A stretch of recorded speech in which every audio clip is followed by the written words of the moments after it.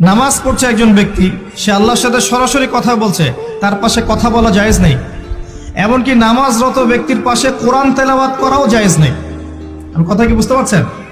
একজন ব্যক্তি নামাজে দাঁড়িয়েছে, আল্লাহর সাথে কথা বলছে, পাশে আপনি কোরআন তেলাওয়াত করতে পারবেন না জোরে জোরে।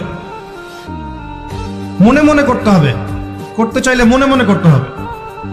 অনেক সময় মসজিদের ভিতরে দেখবেন নামাজ পড়া হচ্ছে, শোরগোল করছে। নবী সাল্লাল্লাহু আলাইহি ওয়াসাল্লাম বলেছিলেন, আখিরুজ জামানে, তিরমিজিতে আছে হাদিসটা, আখিরুজ জামানে ইসলামের নামটুকু থাকবে, ইসলামের প্রকৃত বিষয়গুলো থাকবে না। কোরআনের মাসহাফ থাকবে, যে মাসহাফ, কোরআনের মাসহাফটা থাকবে, এর শিক্ষাগুলো থাকবে না। মসজিদগুলো হবে চাকচিক্যময়, কিন্তু মসজিদ হবে হেদায়েত শূন্য।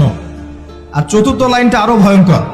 4 নম্বর লাইনে গিয়ে নবীজি বলেছেন সাল্লাল্লাহু আলাইহি ওয়াসাল্লাম, আসমানের নিচে জমিনের উপরে আল্লাহর সবচেয়ে নিকৃষ্ট সৃষ্টি হবেন এক শ্রেণীর আলেম, যাদের থেকে ফিতনা ছড়াবে এবং তাদের দিকেই ফিতনা ফিরে আসবে। তিরমিজির মধ্যে হাদিসটা আছে, যে কোনো আলেমকে জিজ্ঞাসা করেন এটা কোন শ্রেণীর আলেম, এটা বোঝার জন্য আপনার পিএইচডি করার দরকার নাই। যারা দিনকে দুনিয়ার বিনিময়ে বিক্রি করেছে তারাই সেই শ্রেণীর আলেম। যারা সত্য কথা বলতে ভয় পেয়েছে তারাই সেই শ্রেণীর আলেম। যারা সত্যকে মিথ্যার সাথে মিশ্রিত করেছে তারাই সেই শ্রেণীর আলেম।